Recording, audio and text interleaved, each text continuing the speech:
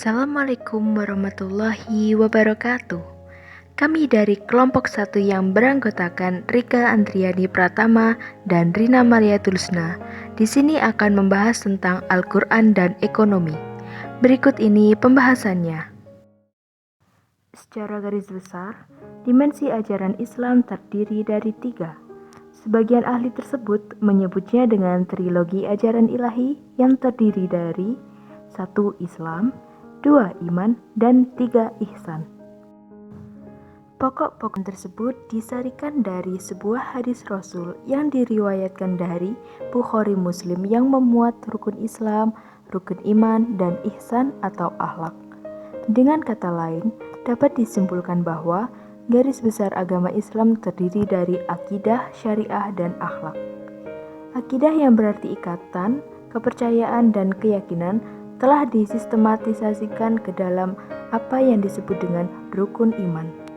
Syariah yang semula berarti jalan, memuat satu sistem norma ilahi yang mengatur hubungan manusia dengan Tuhannya, manusia dengan manusia, dan manusia dengan alam. Selanjutnya, berkenaan dengan ajaran yang ketiga yaitu ihsan. Ihsan merupakan ajaran Islam tentang akhlak dan moral. Poin selanjutnya yang akan kita bahas yaitu mengenai Al-Quran. Secara etimologis, Al-Quran bermakna bacaan dan apa yang tertulis. Sedang makna terminologisnya, Al-Quran didefinisikan sebagai kalam Allah yang diturunkan kepada Rasulullah SAW dalam bahasa Arab yang dinukilkan kepada generasi sesudahnya secara mutawatir. Selanjutnya yang kita bahas yaitu mengenai ayat-ayat ekonomi. Di dalam Al-Quran belum diketahui secara persis berapa jumlah ayat-ayat ekonomi. Namun menurut Abdul Wahab Khalaf, ayat-ayat hukum ekonomi jumlahnya ada 10 ayat di dalam Al-Quran. Namun sayangnya, Khalaf di dalam karyanya tidak menjelaskan ke-10 ayat tersebut. Dari beberapa ayat-ayat hukum ekonomi yang ditemukan tersebut, dapat diambil beberapa poin penting yaitu diantaranya. Pertama, Al-Quran merupakan sumber ekonomi Islam. Al-Quran tidak memuat secara rinci dan eksplisit tentang masalah penjelasan ekonomi. Kedua, sebagai sumber nilai, pesan Al-Quran tentang ekonomi dapat dielaborasi bahkan dikontekstualisasikan dengan persoalan ekonomi kontemporer.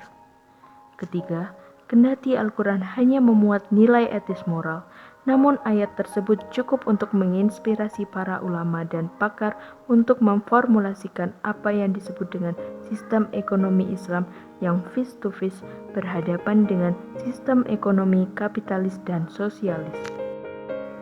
Selanjutnya, poin yang terakhir, bangunan ekonomi Islam itu dengan segala kelenturan dan fleksibilitasnya, tetaplah harus berpijak pada asas-asas ekonomi Islam itu sendiri, seperti asas tauhid, asas keadilan, asas kenabian, dan asas keakhiratan. Dalam rangka memahami ayat-ayat Al-Quran, setidaknya ada 3 cara yang dapat ditempuh, yakni yang pertama dengan tarjamah, tafsir, dan takwil. Pertama yakni tarjamah. Tarjamah didefinisikan dengan menyalin atau memindahkan sesuatu pembicaraan atau bahasa dari satu bahasa ke bahasa lain. Sebagaimana diketahui, Al-Quran turun di muka bumi dalam bahasa Arab, sehingga untuk bahasa non-Arab tentu tidak mudah untuk memahami bahasa Arab itu sendiri.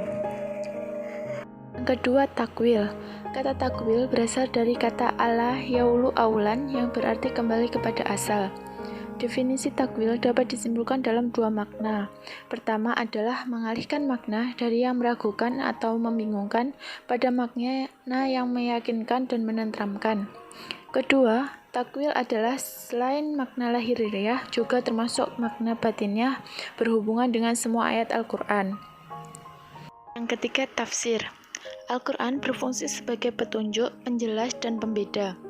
Agar fungsi-fungsi tersebut dapat berperan dalam kehidupan manusia, maka tafsir adalah cara yang paling penting dan utama dalam memahami ayat-ayat Allah SWT. Menafsirkan Al-Quran bukanlah suatu hal yang mudah. Tidak saja penafsirnya harus memiliki seperangkat ilmu yang memungkinkan untuk memahami Al-Quran, tetapi lebih penting dari itu, orang tersebut juga harus patuh kepada kaidah-kaidah penafsiran sebagaimana yang telah ditetapkan para ulama-ulama terdahulu. Sekian presentasi dari kelompok kami. Apabila ada kurang dan lebihnya, kami mohon maaf. Wabillahi taufiq wal hidayah. Wassalamualaikum warahmatullahi wabarakatuh.